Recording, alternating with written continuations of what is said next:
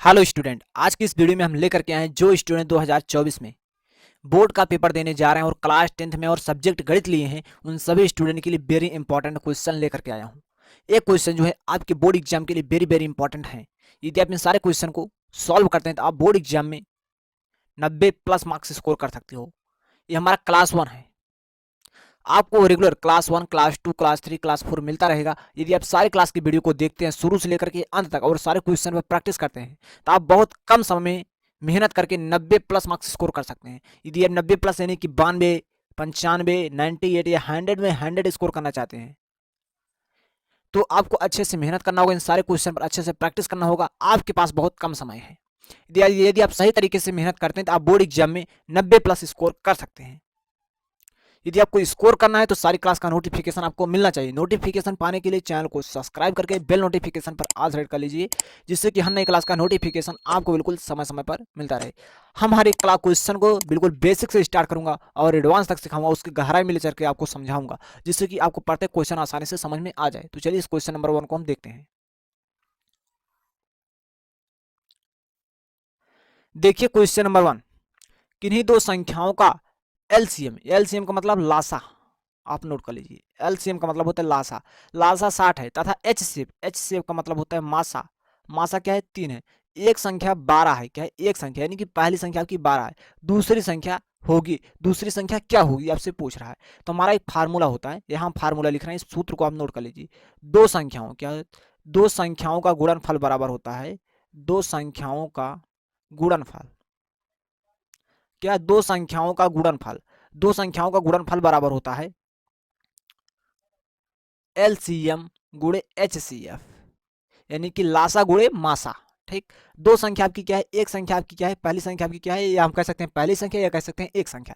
एक संख्या आपकी 12 है और आपको दूसरी संख्या ज्ञात करना है तो आपको लिखने गुणे दूसरी संख्या, क्योंकि यहाँ दो संख्याओं का गुणनफल, एक संख्या आपने लिखा, दूसरी संख्या हम लिख देंगे दूसरी संख्या। ठीक, इस प्रकार से बराबर। यहाँ देखिए एलसीएम, एलसीएम आपका 60 है, यहाँ हम लिखेंगे 60 गुणे एचसीएफ, एचसीएफ 3 है, हम लिखेंगे 3। ठीक, तो यहाँ देखिए दूसरी संख्या बराबर आपका आ जाएगा, दूसरी संख्या, दूसरी संख्या बराबर आपका आया क्षेत्रिक 18 180 आ जाएगा, और इस साइड 12 क्या कर रहा है, गुणा इस साइड है तो भाग करेगा। देखिए यहाँ हम इससे इस प्रकार से 60 गुणे 3 लिख देते हैं। देखिए 12 पंचे 60 आ गया, 5 5 गुणा हम 3 में कराए 15 आ जाए। दूसरी संख्या में क्या मिल गई, 15 मिल गई। दूसरी संख्या, दूसरी संख्या आपको 15 मिली, जिसमें आपका विकल्प नंबर सेकंड राइट हो जाएगा। तो आप इस क्वेश्चन को सॉल्व कर सकते हो और नोट कर सकते हो। इस क्वेश्चन पर आपको अच्छे से प्रैक्टिस कर लेना है। वेरी इंपॉर्टेंट क्वेश्चन है, आपके पेपर में यही क्वेश्चन आएंगे, इससे बाहर एक भी क्वेश्चन है। जितना हम पढ़ाएंगे, यदि आप सारे क्लास को अच्छे से कंप्लीट कर लेते हैं, आपको सारे क्वेश्चन का हल मिल जाएगा और आप पेपर में बहुत कम समय में सारे क्वेश्चन को सॉल्व कर पाएंगे। तो देखिए क्वेश्चन नंबर 2 को, यहाँ कह रहा है एक शून्यात्तर परमेय संख्या और एक अपरमेय संख्या का गुणनफल होता है। शून्यात्तर परमेय संख्या यानी कि ऐसी संख्या जो शून्य ना हो, जैसे कि 5, 7, 8, 3, 2, ऐसी संख्या जो शून्य न हो शून्यात्तर परमेय संख्या कहलाती है। ठीक, अपरमेय संख्या जैसे कि √2, √3, √5, ये हमारी क्या है, अपरमेय संख्या है। तो अब क्या करना है, इन दोनों का गुणनफल क्या प्राप्त होगा। जैसे कि हम 2 का गुणा कराते हैं √3 से, तो यहाँ हमें प्राप्त हो जाए 2 √3 प्राप्त होगा। ठीक, तो क्या है, ये एक प्रकार की अपरमेय संख्या, क्या है, अपरमेय संख्या है। जब हम क्या है शून्यात्तर परमेय संख्या और अपरमेय संख्या का गुणा कराए तो क्या हमें अपरमेय संख्या प्राप्त होगी, सदैव अपरमेय संख्या प्राप्त हुई। आपका इसमें ऑप्शन नंबर पहला राइट होगा।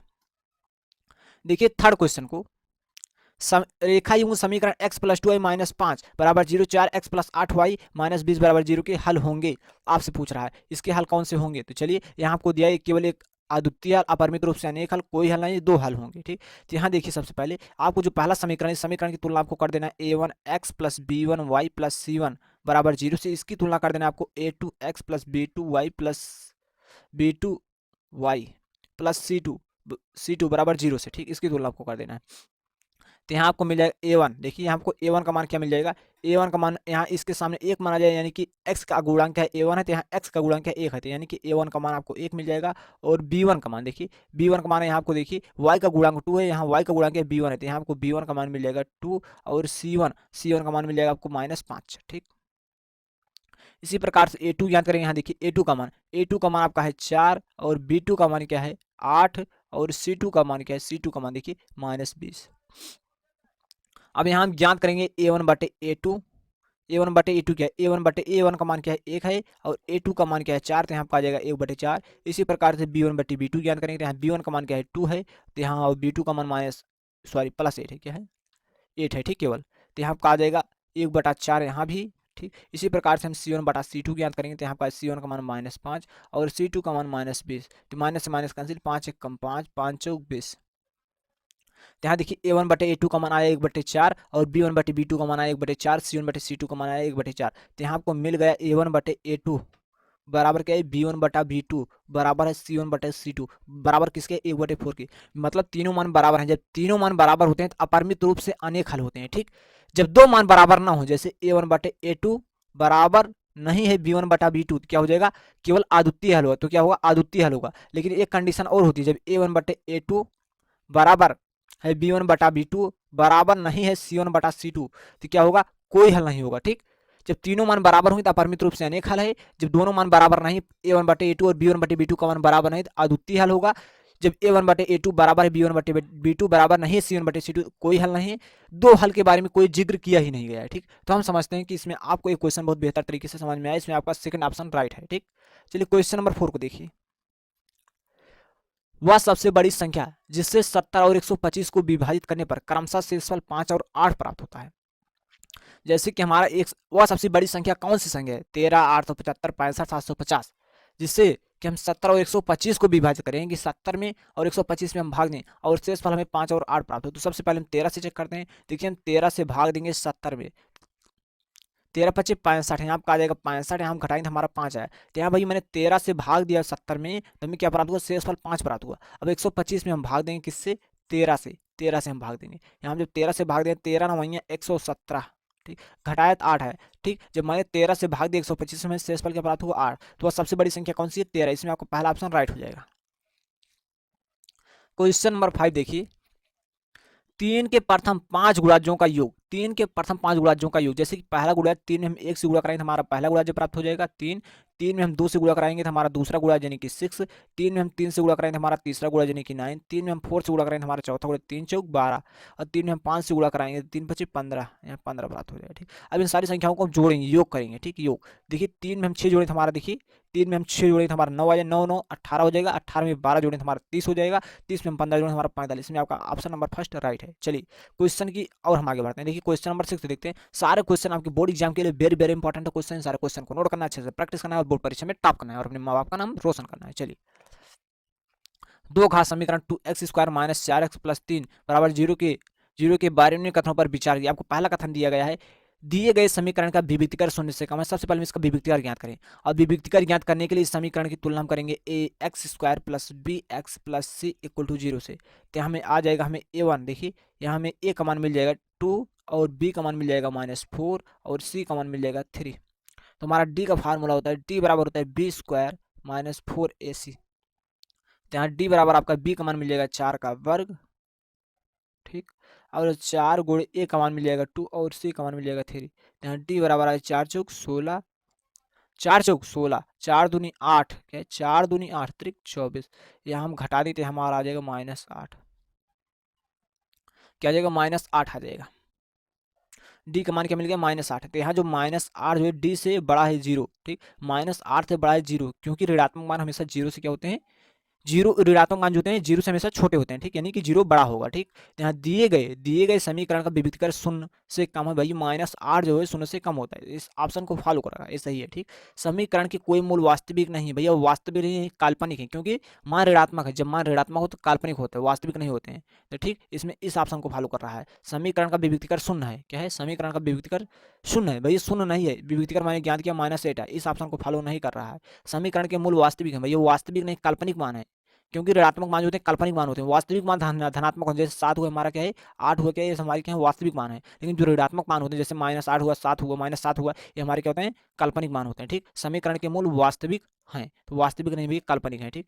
तो निम्नलिखित में से सही उत्तर का चयन कीजिए। इसमें कौन सा ऑप्शन सही होगा, तो इसमें पहला और दूसरा ए और बी सही, तो मतलब इसमें आपको पहला ऑप्शन राइट हो जाएगा, ठीक।